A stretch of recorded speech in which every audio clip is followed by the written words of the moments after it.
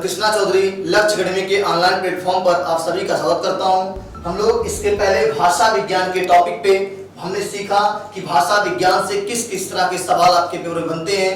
आज की क्लास में हम लोग उसी कड़ी में उपभाषा और बोली भाषा विज्ञान के दूसरे पार्ट को पढ़ेंगे। ठीक है, तो हम लोग देखेंगे उपभाषा और बोली से आपके एग्जाम में किस किस तरह के सवाल बनते हैं, उस पे आज क्लास में फोकस करते हैं। थोड़ा सा एक आपको मोटिवेशनल है, क्या समझाना है। जैसे मैंने कहा, किसी ने मुझसे पूछा कि सर आप इतनी मेहनत करके वीडियो बनाते हैं, क्या आपके वीडियो को देखता भी है, क्या आपके वीडियो से किसी को फायदा भी होता है। तो मैं उससे कहना चाहूंगा कि एक बच्चा था, समुद्र के किनारे टहल रहा था, तो कोई सज्जन जो था उसको बहुत बारीकी से देख रहा था कि बच्चा कर क्या समुद्र किनारे।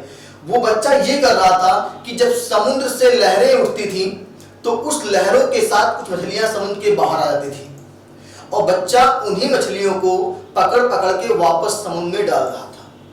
लेकिन एक छोटा बच्चा, समुद्र की लहरों से लाखों मछलियां बाहर आती थी एक साथ में, बच्चा कितना डाल पाएगा मछलियों को? 150 मछलियां अंदर कर देगा वापस। तो उस सज्जन को देखा नहीं गया, उसने कहा कि बच्चे से कि आप ऐसा क्यों कर रहे हैं? 1 लाख मछलियां बाहर आती समुद्र से लहरों से उठ के, और आप केवल उसमें से 150, 500 मछलियों को आप बाहर अंदर डाल पा रहे हो, बाकी मछलियां तो मर जा रही हैं। तो उस बच्चे का जवाब सुनिएगा। उस बच्चे ने बहुत ही सहजता से जवाब दिया कि जो मछलियां मर रही उनको नहीं फर्क पड़ता है, आपको फर्क नहीं पड़ता है, मुझे कोई फर्क नहीं पड़ता है, लेकिन जिन मछलियों को मेरी वजह से जीवन दान मिल गया है उनको तो फर्क पड़ ही जाता है। तो हम भी आपसे कहना चाहेंगे कि अगर मेरी इस वीडियो क्लास के माध्यम से यूपीएसआई, यूपी पुलिस किसी एग्जाम में आपके कोई एक बच्चा सिलेक्शन पा लिया, उसने कह दिया कि सर मैंने आपके पढ़ाए हुए वीडियो से, आपकी क्लास से सर हमको बहुत फायदा मिला, तो उस दिन हमारी पूरी क्लास, पूरी मेहनत सार्थक हो जाएगी। तो इसी के साथ हमसे जुड़ने के लिए हमारे लक्ष्य अकेडमी के यूट्यूब चैनल को सब्सक्राइब कीजिए, प्ले स्टोर में जाके हमारा ऐप डाउनलोड कीजिए, वहां पे आपको सारे डाउट्स क्लियर हो जाएंगे। ठीक है, चलिए आज शुरुआत करते हैं आज की क्लास का। उपभाषा और बोली हेडिंग बना लीजिएगा, शुरुआत करते हैं आज की क्लास का। हेडिंग है हिंदी की उपभाषाएं, बोलियां और उनका क्षेत्र। मतलब कौन कौन सी उपभाषाएं हैं, कौन कौन सी बोलियां हैं और कहां कहां बोली जाती है, इन सब की जानकारी हम लोग इस वीडियो के माध्यम से सीखेंगे। तो ध्यान से देखिएगा, उपभाषा के बारे में थोड़ी सी चर्चा कर लेते हैं हम लोग। उपभाषा है क्या? देखिए, अगर किसी बोली में साहित्य रचना होने लगती है और उसका क्षेत्र विस्तृत हो जाता है, देखो यहां से, अगर किसी बोली में साहित्य रचना होती है, क्या होती है? साहित्य रचना होने लगती है और उसका क्षेत्र विस्तार हो जाता है, तो वह बोली बोली ना रहकर उपभाषा हो जाती है। क्या हो जाती है? उपभाषा हो जाती है। परिभाषा नहीं पूछेगा, ध्यान दीजिएगा, लेकिन ये पढ़ने का तरीका है, समझने का तरीका है। कोई चीज आप डायरेक्ट ऑप्शन पे नहीं आते हैं, उसके पीछे की कहानी को समझना पड़ता है। ठीक है, देखो ध्यान से। तो यहाँ पे हम लोग देखेंगे कि हिंदी की 5 उपभाषाएं, कितनी? 5 उपभाषाएं तथा 18 बोलियां हैं। ध्यान दीजिएगा, अब आपके क्वेश्चन बनने शुरू हो गए एग्जाम के। आपसे पूछेगा भैया कि हिंदी की कितनी उपभाषाएं हैं, तो क्या जवाब आना चाहिए आपका कि सर 5 उपभाषाएं। कितनी है? 5 हैं। फिर पूछेगा कितनी बोलियां हैं, तो किसी किसी किताब में 17 बोलियां दिया है, वो किताब अपडेटेड नहीं है, अपडेट कर लीजिएगा, 18 बोली हो गई है। कितनी हो गई है? 18 बोली हो गई है। तो ये आपके एग्जाम के पॉइंट ऑफ व्यू से बहुत ही इंपॉर्टेंट पॉइंट है कि हिंदी की कितनी उपभाषाएं, तो क्या बताएंगे? 5। कितनी बोलियां, तो क्या बताएंगे? 18। क्लियर है? इसका स्क्रीनशॉट आप ले सकते हैं। अगले पेज पे आते हैं हम लोग। चलिए अगला, नेक्स्ट आप सेम ऐसे ही स्लाइड बनाइएगा, उपभाषा, बोली, मुख्य क्षेत्र। ऐसे ही अपनी कॉपी अगर आप लिख रहे हैं तो अपनी कॉपी पे ऐसे ही बनाइएगा और कोशिश करिए कि पहले आप वीडियो को पूरा एंड तक देखें। लिखने की कोशिश बिल्कुल मत करिए, सब कुछ आपके स्क्रीन पे पड़ा हुआ स्क्रीनशॉट आप ले सकते हैं, वीडियो को आप सेव करके दोबारा भी देख सकते हैं, लेकिन आपका ध्यान नहीं बटना चाहिए, क्योंकि जो बातें यहाँ पे प्रिंटेड है वो तो आपको मिल जाएंगी, लेकिन जो बातें मेरे मुंह से निकलेंगी क्लास में वो आपको दोबारा नहीं मिलेगी, वो दोबारा आपको वीडियो फिर से प्ले करना पड़ेगा। ठीक है, इसीलिए मैं कह रहा हूं ध्यान लगा सुनिएगा। उपभाषा,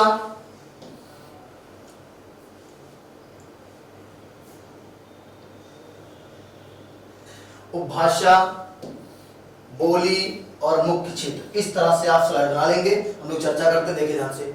सबसे पहली उपभाषा हम लोग चर्चा कर रहे हैं पूर्वी हिंदी। किसकी चर्चा करेंगे? पूर्वी हिंदी। अब यहां से क्वेश्चन कैसे कैसे बनते हैं ध्यान दीजिएगा, क्वेश्चन की बारीकियों को सीखिएगा।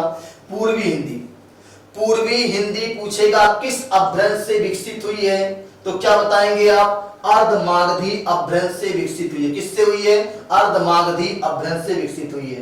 तो एक क्वेश्चन आपका क्लियर हुआ कि पूर्वी हिंदी अर्धमागधी अपभ्रंश से विकसित हुई है। क्लियर है इतनी बातें? चलिए नेक्स्ट देखते हैं हम लोग। अब यहां से पूछेगा कि पूर्वी हिंदी के अंतर्गत कौन कौन सी बोलियां आती हैं। पूरे वनडे एग्जाम में सबसे अधिक पूछा गया अगर उपभाषा और बोली से क्वेश्चन है तो पूर्वी हिंदी का ही है, कई बार लगातार पूछा गया है। तो हम बताएंगे आपका कि पूर्वी हिंदी के अंतर्गत अवधी, बघेली और एक आपका है छत्तीसगढ़ी, तीन बोलियां आती हैं। कौन कौन भैया? अवधी, बघेली, छत्तीसगढ़ी। याद हो गया? मेरे साथ दोहराइएगा, अवधी, बघेली, छत्तीसगढ़ी। क्लियर इतनी बातें? अब मुख्य क्षेत्र कहां कहां बोली जाती हैं, तो ये जो मुख्य क्षेत्र आपका देखने को मिल रहा है आपको, ये आपका है मध्य प्रदेश, छत्तीसगढ़, उत्तर प्रदेश। इन जगहों पर आपको अवधी, बघेली और छत्तीसगढ़ी देखने को मिल जाएगी, बोली देखने को मिल जाएगी। इसका एक शॉर्ट ट्रिक मैंने बनाया जो आपको बहुत ही आसानी से याद हो जाएगा। कोई रट्टा नहीं है, कोई ट्रिक नहीं है, बहुत ही केवल आसान है याद करने में। ध्यान दीजिएगा, ABC अंग्रेजी वर्णमाला का सीक्वेंस है। ABC, ए जैसे आप सीखते हो ना भैया, ड्राइविंग सीखते हो ना, गाड़ी चलाते हो आप, जब आप जाओगे सीखने ना तो बताएगा पहले learning, ABC accelerator, brake, clutch. और है क्या गाड़ी में? अगर आपको एक्सीलेटर फॉलो करना आ गया, ब्रेक और क्लच, इसके अलावा गाड़ी में कुछ भी नहीं मेरे भाई, ठीक है? तो सेम यहाँ पे अगर आपने ABC सीख लिया मेरे भाई, ABC, तो आपको पूर्वी हिंदी भी क्लियर हो जाएगी। ABC का मतलब ए से आपका बताया मैंने अवधि, क्या बताया? अवधि। दूसरा मैंने बी से क्या बताया? बघेली। तीसरा मैंने सी से क्या बताया? छत्तीसगढ़ी। ये तो आसानी से याद रहेगा ना, ABC, ए से अवधि, बी से बघेली, सी से छत्तीसगढ़ी। अब सोचेंगे सर इसको कैसे रटेंगे? ट्रिक को तो रटना नहीं है, जैसे विकल्प में आपको ए अवधि ए दिखाई दे देगा तुरंत, बघेली आया बी दिखाई देगा, छत्तीसगढ़ी आया सी दिखाई देगा। तो ये आपका जो पूर्वी हिंदी है अर्धमागधी अपभ्रंश से विकसित हुई है। तीन बोलियां आती हैं, अवधी, बघेली, छत्तीसगढ़ी। इसका जो मुख्य क्षेत्र है मध्य प्रदेश, छत्तीसगढ़, उत्तर प्रदेश। क्लियर इतनी बातें? चलिए नेक्स्ट बोली पे आते हैं हम लोग यहां से। अगला है पश्चिमी हिंदी। क्या है? पश्चिमी हिंदी। ध्यान दीजिएगा, मैंने कहा ना कि यहां से क्वेश्चन बनता है पश्चिमी हिंदी में, पूछेगा आपसे कि पश्चिमी हिंदी किस अपभ्रंश से विकसित हुई है, तो आपका जवाब आएगा सर सौर सैनी अपभ्रंश से विकसित हुई। किससे हुई है? सौर सैनी अपभ्रंश से विकसित हुई है। क्लियर है ना? चलिए, तो अगर ये सौर सैनी अपभ्रंश से विकसित हुई है तो यहाँ पे सवाल समाप्त नहीं होता है। इसके आगे क्या पूछ सकता है आपसे, उसको ध्यान देना है। पूछेगा कि पश्चिमी हिंदी के अंतर्गत कौन कौन सी बोलियां आती हैं, इस पे ध्यान दीजिएगा। पहला है आपका कौरवी या खड़ी बोली। पश्चिमी हिंदी के अंतर्गत पहली बोली आएगी कौरवी या खड़ी बोली। अब यहां से भी सवाल बनेगा भैया, क्या बनेगा? कहेगा कौरवी का अन्य नाम क्या है, तो क्या बताएंगे? खड़ी बोली। क्या बताएंगे? खड़ी बोली। या कह दिया खड़ी बोली का अन्य नाम क्या है, तो क्या बताएंगे? कौरवी। क्या बताएंगे? कौरवी। इतनी बातें स्पष्ट हैं। चलिए अगला देखेंगे, पश्चिमी हिंदी के अंतर्गत आएगा बांगरू या हरियाणवी। बांगरू का अन्य नाम पूछेगा तो क्या बताएंगे? हरियाणवी बताएंगे। और देखिए अगला आपका यहां से आएगा पूर्वी हिंदी के अंतर्गत ब्रजभाषा। क्या आएगा? ब्रजभाषा। तीसरा आपका ब्रजभाषा है। चौथा यहां से पूछेगा तो क्या बताएंगे? बुंदेली। क्या बताएंगे? बुंदेली। और यहां से आपका पांचवा बोली है कन्नौजी। कौन सा है? कन्नौजी। तो आपसे पूछेगा पश्चिमी हिंदी किस अपभ्रंश से विकसित हुई है, तो क्या बताएंगे स्टूडेंट? सौर सैनी अपभ्रंश। कहेगा कौन कौन सी बोलियां आती हैं, तो कहिएगा कौरवी, कौरवी का अन्य नाम खड़ी बोली, कहेगा बांगरू, बांगरू का अन्य नाम हरियाणवी, फिर कहेगा ब्रजभाषा, फिर कहेगा बुंदेली, फिर कहेगा आपका कन्नौजी। ये पांचों बोलियां पश्चिमी हिंदी के अंतर्गत आती हैं। एक एक पॉइंट आज ही याद कर लीजिए, कल के कोई काम नहीं डालना है, ठीक है। चलिए अब इस पे हमने एक शॉर्ट ट्रिक बनाया है, ध्यान दीजिएगा। ऐसा कोई शॉर्ट ट्रिक जो आपको जबरदस्ती हम आपको थोपेंगे, ठीक है। एकदम आसान भाषा में पढ़ना बिल्कुल नहीं पड़ेगा आपको, ठीक है। आज की बात देखिए ध्यान से, पश्चिम के कन्नौज में ब्रज बाबू खड़ा है, इसको चिपका लीजिएगा। पश्चिम के कन्नौज में ब्रज बाबू खड़ा है, एक दिमाग की उपज है, एकदम आसानी से आप कर दोगा। पश्चिम से आपको क्लियर क्या होने वाला है, पश्चिम से क्लियर होगा भैया मेरे, पश्चिम से पश्चिमी हिंदी क्या होगा, पश्चिमी हिंदी। अगर ये लाइन आपने याद कर लिया कि पश्चिम के कन्नौज में ब्रज बाबू खड़ा है, तो पश्चिम बताएगा कि आप पश्चिमी हिंदी की बोली पढ़ने जा रहे हो। दूसरा देखिएगा, कन्नौज से आपको पता है ना कि कौन सी बोली पता चलेगी, कन्नौजी। कौन सी चलेगी, कन्नौजी। पश्चिमी में कौन सी बोली आएगी, कन्नौजी। और यहां से जीएस का एक सवाल बनता है, आपको पता है ना भैया कि ये सांसद डिंपल यादव का क्षेत्र रहा पहले, और इस कन्नौज को इत्र की नगरी कहा जाता है। क्या कहा जाता है, कन्नौज को किस नगरी के नाम से ये फेमस है, इत्र की नगरी।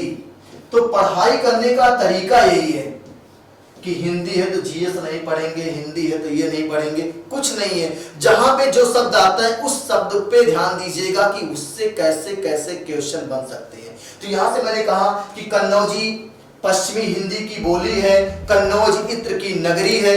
अगला ध्यान दीजिएगा, ब्रज से आपको याद आएगा ब्रज भाषा। क्या याद आएगा, ब्रज भाषा। इसका मतलब ब्रज भाषा भी कहां की बोली है, पश्चिमी हिंदी की बोली है। समझ में आ रहा है ना पूरा, चलिए ठीक है। बाबू, बाबू बाबू जान रहे हैं आप लोग, बाबू। तो यहां पे जो पहला वाला बा है, ध्यान दीजिएगा शब्दों पे, बाबू ध्यान दीजिए, ठीक है। बाबू में जो पहला वाला बा है वो आपको बताएगा बांगरू। देखो यहां से बांगरू, ये आपको बताएगा बांगरू। क्या बताएगा, बांगरू या हरियाणवी बताएगा। क्लियर है।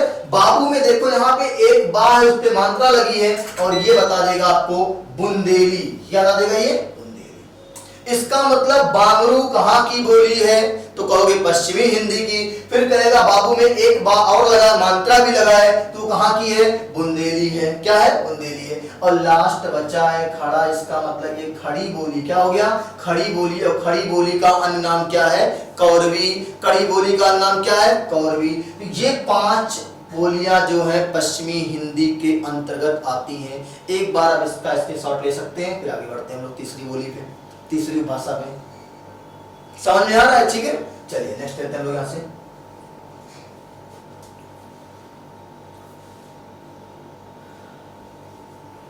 अगला है आपका राजस्थानी हिंदी। राजस्थानी हिंदी जो है इसके अंतर्गत कौन कौन सी बोलियां आती हैं, इस पे ध्यान दीजिएगा। राजस्थानी हिंदी को पूछेगा किस अपभ्रंश से विकसित हुई है, तो क्या जवाब आएगा, सौर सैनी अपभ्रंश। क्या आएगा, सौर सैनी अपभ्रंश से विकसित हुई है। इसको जरूर ध्यान दीजिएगा, ये पूछा जाता है कि कौन सी उपभाषा किस अपभ्रंश से विकसित हुई है। इतनी बातें सबको समझ में आ रही है। चलिए, तो राजस्थानी हिंदी के अंतर्गत कौन कौन सी बोलियां आती हैं, एक एक करके चर्चा करते हैं। देखिए, राजस्थानी हिंदी में हम देखेंगे मारवाड़ी। मारवाड़ी यहां पे भी थोड़ा सा टिपिकल कर देता सवाल पूछने का तरीका, ऑप्शन से पेपर टफ हो जाता है। अगर ऑप्शन में मारवाड़ी ना दे के पश्चिमी राजस्थानी दे दिया, कह दिया मारवाड़ी कहां की बोली है, पूर्वी, पश्चिमी, उत्तरी, दक्षिणी, अब बच्चे का दिमाग चकरा जाता है कि इन कितना कठिन पूछ लिया। इसीलिए मैं कह रहा हूं कि सवाल के गहराइयों तक जाना है, आपको डीपली जाना है। यूपीएसआई यही है, हल्के मत लीजिए इसको, ठीक है। देखिए, राजस्थानी हिंदी मारवाड़ी। अब मारवाड़ी जो है राजस्थानी में कहां आता है, पश्चिमी राजस्थानी। कहां आएगा, पश्चिमी राजस्थानी। क्लियर है। अगला देखिएगा, राजस्थानी हिंदी में दूसरी बोली है जयपुरी। और ये इतना इंपॉर्टेंट है क्योंकि इसका जयपुरी का अन्य नाम पूछा है कई एग्जाम में, आप उठा के देखेंगे सेट समझ में आपको आएगा। जयपुरी का अन्य नाम डुडाड़ी है। क्या है? डुडाड़ी है। देखिए यहाँ पे जयपुरी का अन्य नाम डुडाड़ी है, ध्यान से सीखिएगा। ये कहां की बोली है? पूर्वी राजस्थानी। कहां की है? पूर्वी राजस्थानी की बोली है। क्लियर है? चलिए अगला तीसरे बात करते हैं हम लोग इसके, तो आएगा आपका मेवाती। क्या आएगा? मेवाती आएगा। और ये कहां की है? उत्तरी राजस्थानी की बोली है। कहां की है? उत्तरी राजस्थानी की बोली है। अगला आपका है मालवी। मालवी कहां की है? दक्षिणी राजस्थानी की बोली है। तो ये जो आपकी 1 2 3 4 चारों बोलियां, जैसे आपका मारवाड़ी हो गया, जयपुरी डुडाड़ी हो गया, मेवाती हो गया और मालवी हो गया, ये आपकी राजस्थानी हिंदी के अंतर्गत आती है। राजस्थानी हिंदी की उत्पत्ति जो हुई थी सौरसैनी अपभ्रंश से हुई थी। क्लियर इतनी बातें? इसका जो मुख्य क्षेत्र है वो राजस्थान है। क्या है? राजस्थान क्षेत्र में बोली जाती है। इतनी बातें सबको स्पष्ट है, आगे चर्चा करें। अब इतनी बोलियों को याद करना इतना आसान है नहीं, तो हम आपको एक शॉर्ट ट्रिक के माध्यम से दिखाएंगे कैसे इसको याद रख सकते हैं। शॉर्ट ट्रिक याद नहीं करना, 2-3 बार लिखने से पढ़ने से अपने आप दिमाग पे सेट कर जाएगा ये। ठीक है, आइए देखते हैं। हमने कहा राजस्थान के जयपुर में मामा मेवा खिलाने गए, और मामा की तो बात ही अलग है। ठीक है, मामा मतलब 2 माँ का प्यार। मामा के घर जाओगे कितना बदमाशी कर लो, कोई मारने डांटने वाला नहीं है। तो यहाँ पे देखिएगा राजस्थान के जयपुर में मामा मेवा खिलाने गए, वो अलग बात है, कंस मामा नहीं होना चाहिए। ठीक है, चलिए राजस्थान के जयपुर में मामा मेवा खिलाने गए। अब यहां से राजस्थान क्या इंडिकेट करेगा? राजस्थान कहेगा कि आप कौन सी कहां की बोली पढ़ रहे हो? राजस्थान की बोली पढ़ रहे हो। अगर ये लाइन आप याद कर लेते हो तो ये राजस्थान जो है ये कहेगा आप राजस्थानी उपभाषा की बोली पढ़ने जा रहे हो। ठीक है, अब फिर आएगा जयपुर, और जयपुरी आपको जयपुर क्या याद दिलाएगा? आपको जयपुर आपको जयपुरी या डुडाड़ी पूर्वी राजस्थानी की याद दिलाएगा। क्लियर है? अगला देखिएगा माँ और माँ 2 बार आया है ना, तो पहले वाले माँ का मतलब हम लोग कर लेंगे क्या? यहां देखिएगा मारवाड़ी। क्या कर लेंगे? मारवाड़ी। बहुत आसानी से देखते ही याद आएगा। अभी आपको शुरुआत में दिक्कत लग रही है ना भैया, बहुत आसानी से वीडियो देखने के बाद पूरा खत्म हो जाएगा, एकदम आसानी से ये टॉपिक का पूरा डाउट समाप्त हो जाएगा। ठीक है, मारवाड़ी। अगला माँ जो है इसके साथ देखेंगे तो ये आएगा मालवी। क्या आएगा? मालवी। क्या आएगा? मालवी। यहां तक कोई समस्या तो नहीं आ रही है ना? तो एक बार भैया कमेंट तो कर दो कम से कम कि समझ में आ रहा है या नहीं आ रहा है, कुछ तो कमेंट कर दो। वीडियो को अधिक से अधिक शेयर कर दो, जिससे आपके चाहने वाले, हमारे चाहने वाले सब तक वीडियो पहुंच जाए। हंस रहे हो? चलो ठीक है, देखो मेवाती। यहाँ पे देखो मेवा, मेवा लिखा है ना, खाने की मत सोचना। ठीक है, खिलाएंगे नहीं, बहुत कंफ्यूजन। मेवाती, मेवा से आपका आएगा मेवाती।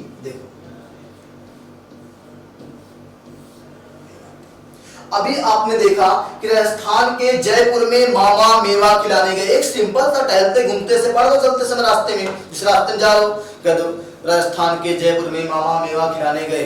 ठीक है, अब राजस्थान का मतलब राजस्थानी हिंदी, जयपुर का मतलब जयपुरी या डुडाड़ी, फिर कहेगा मामा का मतलब एक माँ का मतलब मारवाड़ी, एक माँ का मतलब मालवी, और मेवा से आपका क्या हो जाएगा? मेवाती।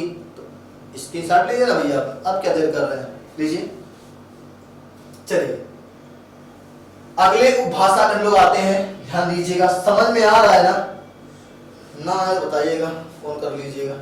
चलिए अगले उपभाषा पे आते हैं। अगली उपभाषा आपकी है बिहारी हिंदी। क्या है? बिहारी हिंदी। पूछेगा किस अपभ्रंश से विकसित हुई मेरे भाई? किस अपभ्रंश से? तो क्या बताओगे आप? मागधी अपभ्रंश। क्या बताओगे? मागधी अपभ्रंश से विकसित हुई है बिहारी हिंदी। याद हो गया? बिहारी हिंदी मागधी अपभ्रंश से विकसित हुई है। याद हो गया? चलिए इतनी मेहनत कर रहे भैया तो आप भी थोड़ा सा मेहनत कर दो। ठीक है, चलो अब बिहारी हिंदी के अंतर्गत कौन कौन सी बोलियां आएंगी बताएंगे? चलिए देखिए, बिहारी हिंदी में पहली भोजपुरी। राउर खाना खाएं कि ना खाएं, ये भोजपुरी। समझ में आ कि ना? चलो आवे तो ठीक, ना आवे तो ठीक, ठीक हम तो हैं ही। चलिए, बिहारी हिंदी के अंतर्गत कौन बोली? भोजपुरी। अगला, बिहारी हिंदी के अंतर्गत कौन? मगही। कौन आएगा भैया? मगही। अगला, बिहारी हिंदी के अंतर्गत कौन आएगा? मैथिली। क्या आएगा?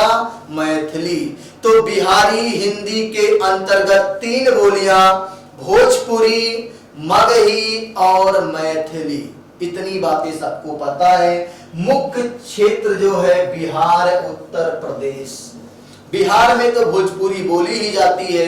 बिहार सटा हुआ है गोरखपुर, वहां भी आपका आधा गोरखपुर भोजपुरी है, और गोरखपुर से बस्ती जान ही रहे हैं कितना दूर है। ठीक है, अब यहां हम देखेंगे इसको एक शॉर्ट ट्रिक के माध्यम से सीखते हैं कि बिहारी हिंदी के अंतर्गत आने वाली तीनों बोलियों को कैसे हम आसानी से याद रख सकते हैं हमेशा के लिए। ध्यान दीजिएगा, बिहार के भोजपुरी में मेथी महंगी है। मेथी जो सब्जी पड़ती है खाने में, याद आ रहा है? मेथी महंगी है। तो बिहार याद दिलाएगा कि आप भैया पढ़ रहे हो बिहारी उपभाषा की बोली को। क्या दिलाएगा? अगर ये लाइन आपने याद कर लिया, कुछ नहीं, टहलना, ऐसे घूमना, याद कर लेना कि बिहार के भोजपुरी में मेथी महंगी है। क्लियर है ना?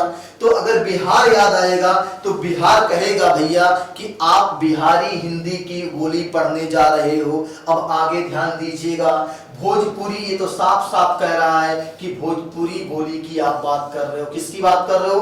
भोजपुरी बोली की बात कर रहे हो। और भोजपुरी में मेथी महंगी है। मेथी से आप कहोगे कि मैथिली की याद दिला रहा है। किसकी याद दिला रहा है? मैथिली। और मैथिली कहाँ की बोली है? कहोगे बिहारी हिंदी की है। क्लियर है? अगला, महंगी। बचपन में खाली एक के शब्द अंतर करते थे भैया, लड़की और लकड़ी। गलती से करते थे ना, वह यहां भी करना है। महंगी को गलती से मगही पढ़ लेना है। ना पढ़ पाएंगे, पढ़ लेंगे, हम सब जानते हैं, बहुत काबिल हैं। ठीक है, देखो, बिहार के भोजपुरी में मेथी महंगी है। बिहारी हिंदी के अंतर्गत भोजपुरी आएगी बोली, मैथिली आएगी बोली और मगही बोली आएगी। याद हो गया? तब काहे देख रहे हो? अब तो याद हो गया ना। ठीक है, इसके साथ ले लो। अच्छा, चलिए नेक्स्ट लेते हैं हम लोग। अगला आपका है पहाड़ी हिंदी।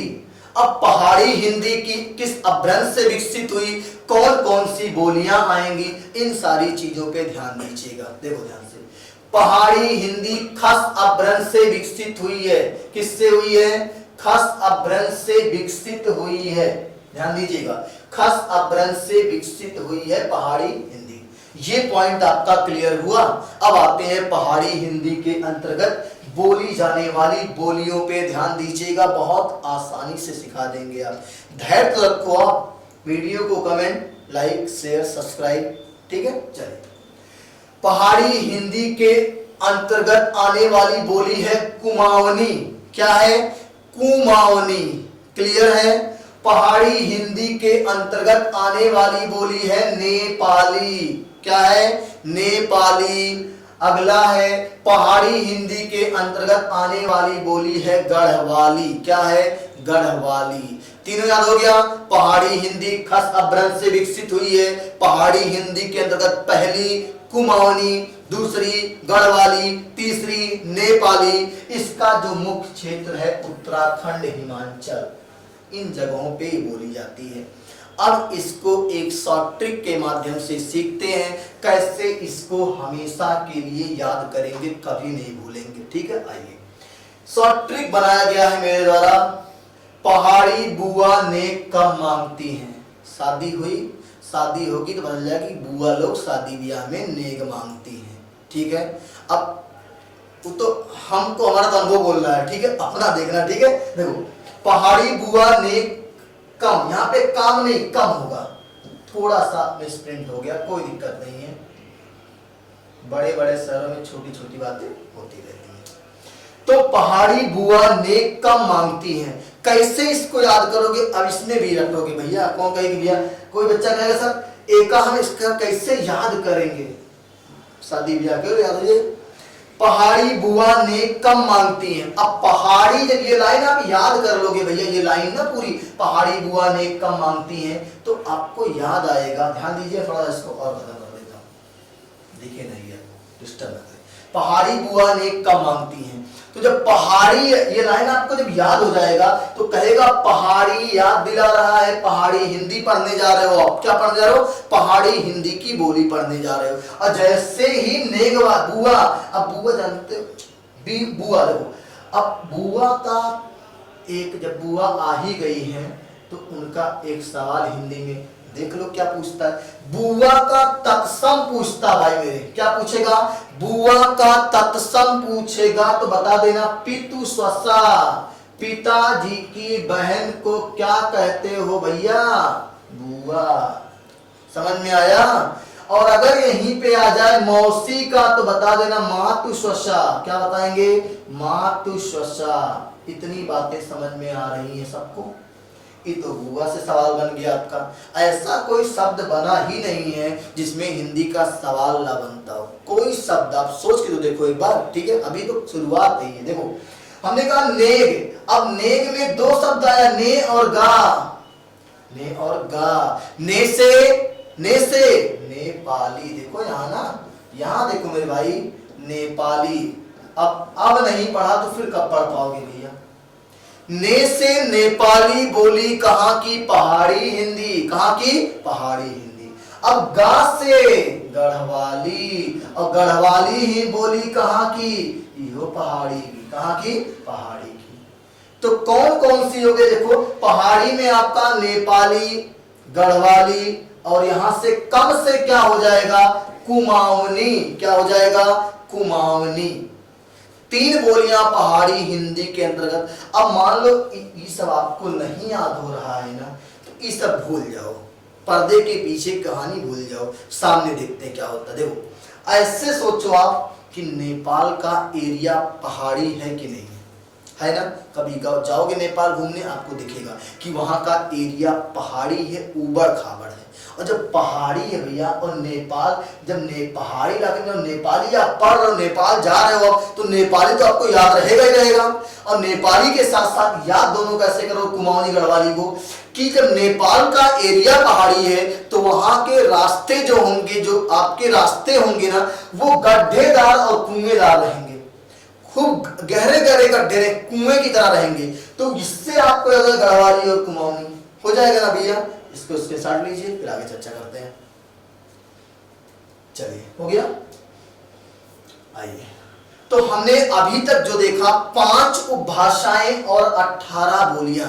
किसी को कोई दिक्कत है तो कमेंट बॉक्स में कमेंट करके बताइएगा, अगली वीडियो में फिर से समझा देंगे।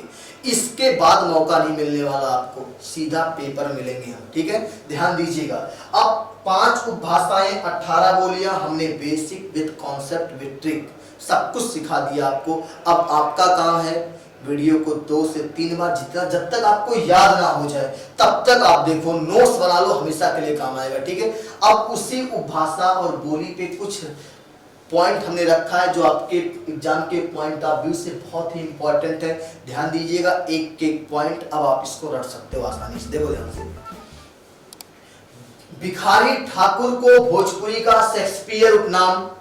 अब आपसे पूछेगा कि भोजपुरी का शेक्सपियर,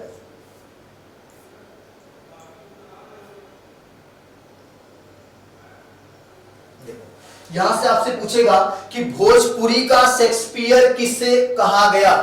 ध्यान से हमारी बात सीखिएगा, भोजपुरी का शेक्सपियर किसे कहा गया? तो आप कहिएगा भिखारी ठाकुर को।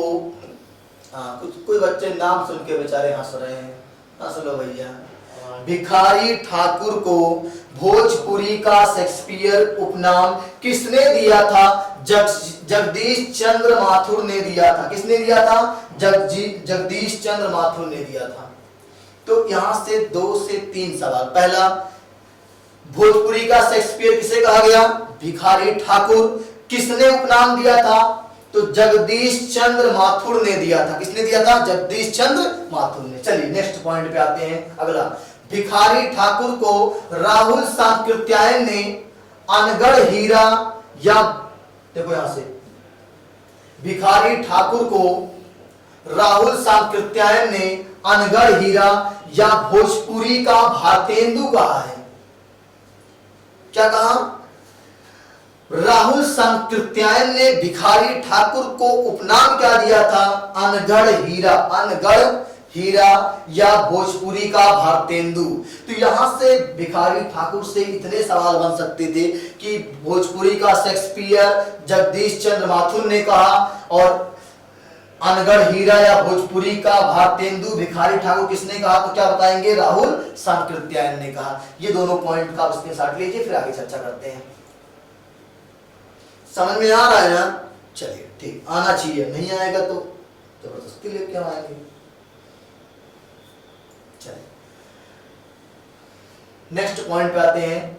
अब कह रहे हैं हिंदी भारत के बाहर, हिंदी जो है भारत के बाहर बर्मा, देखो यहां पे Burma, Sri Lanka, Fiji, Trinidad, Pakistan, Nepal, दक्षिण व पूर्वी अफ्रीका में बोली जाती है। इसके अलावा और भी देश हैं, लेकिन ये कुछ इंपॉर्टेंट है जहां हिंदी भारत के बाहर Burma, Sri Lanka, Pakistan, Fiji, Nepal, Suriname, दक्षिण व पूर्वी अफ्रीका, ऐसे देशों में हिंदी बोली जाती है।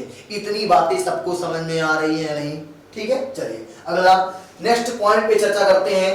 बाल गंगाधर खेर की अध्यक्षता में, बाल गंगाधर खेर, इसको शॉर्ट फॉर्म में BG खेर, बाल गंगाधर खेर, कहीं कहीं पेपर में देखने को मिलेगा BG खेर। क्या मिलेगा?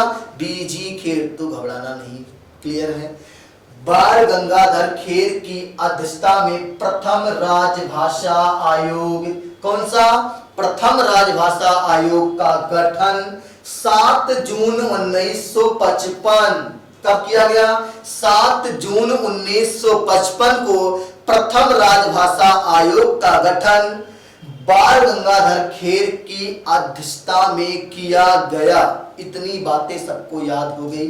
चलिए अगला पॉइंट है प्रतिवेदन। इस आयोग ने अपना प्रतिवेदन जो था 31 जुलाई 1956 को दिया, 31 जुलाई 1956 को दिया। इतनी बातें सबको क्लियर हो गई?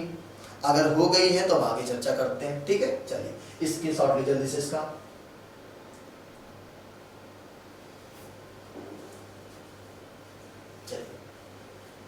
नेक्स्ट देखिएगा। भारत के बाहर अवधि सबसे ज्यादा, अगर इस सवाल पूछ लिया कि भारत के बाहर अवधि,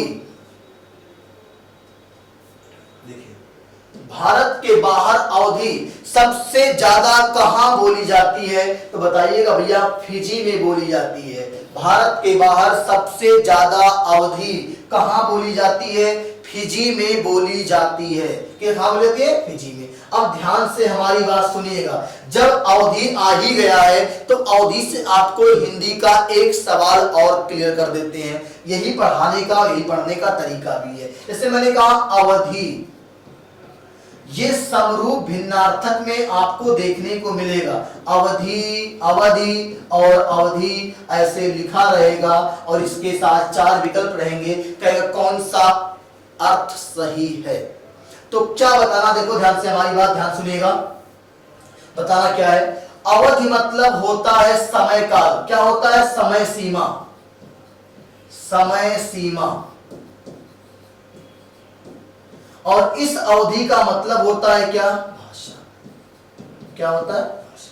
तो इस तरह से आपके पेपर में सवाल बनता है, ध्यान दीजिएगा, गलती बिल्कुल नहीं करोगे। ये सब मैं आगे आपको पढ़ाऊंगा, अभी मैं केवल आपको दिखा रहा हूं पढ़ते कैसे हैं और पढ़ाते कैसे हैं। क्लियर है? चलिए अगला देखते हैं, इसको हटाते हैं यहां से।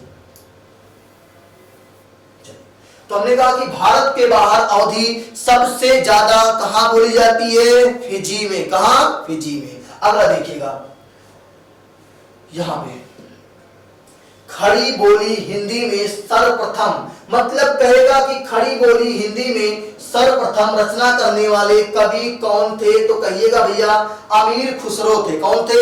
अमीर खुसरो। खड़ी बोली हिंदी में सर्वप्रथम रचना करने वाले कवि कौन थे? अमीर खुसरो थे। याद हो गया? चलिए अगला देखिएगा।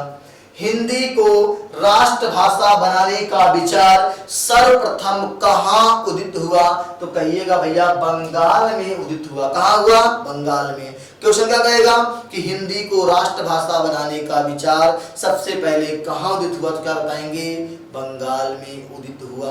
अब आपको जानकारी बताना चाहेंगे कि हिंदी हमारी राष्ट्रभाषा नहीं है, हमारी कोई राष्ट्रभाषा नहीं है, हिंदी हमारी राजभाषा है, और इसको मैंने आपको इसके पहले वाली वीडियो में समझाया था।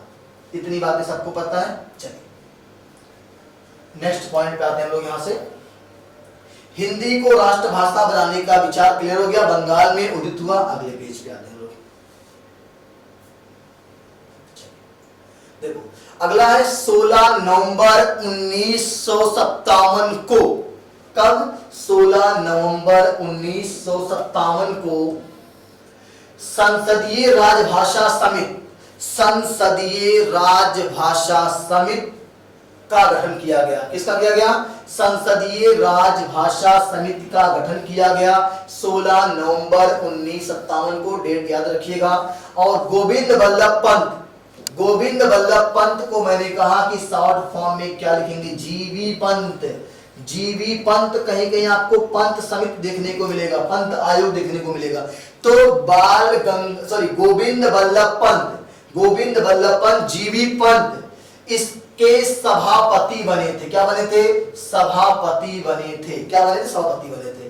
इसने, इस आयोग ने अपना प्रतिवेदन 8 फरवरी 1959 को सौंपा था। इतनी बातें याद हो गई। चलिए अगला। हिंदी क्षेत्र की बोलियों में सबसे ज्यादा बोली जाने वाली बोली भोजपुरी है। कौन है भैया? भोजपुरी। वह राहुल खाना खाएं कि ना खाएं।